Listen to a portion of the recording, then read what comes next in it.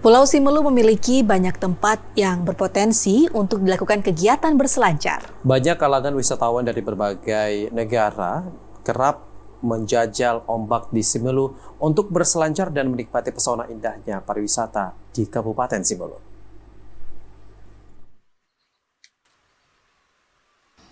Keberadaan ombak di wilayah Kabupaten Simelu telah menjadi surga tersendiri bagi peselancar baik lokal maupun dari mancanegara. Bagi peselancar dari mancanegara, potensi surfing telah menjadikan sebagai salah satu olahraga yang menantang adrenalin. Karakter ombak yang berada di Desa Mata Nurung, Kecamatan Tepah Tengah, Kabupaten Simelu memang telah lama dikenal bagi wisatawan lokal maupun mancanegara. Wisatawan dari berbagai negara sangat senang menjajal ombak yang berada di Desa Mata Nurung.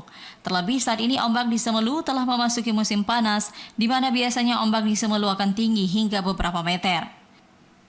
Potensi surfing di Simelu sangat menjanjikan untuk meningkatkan sektor pariwisata andalan Pulau Simelu sebagai sarana promosi wisata, baik di nasional maupun internasional. Dari Simelu, Al-Ashab TVRI Aceh melaporkan.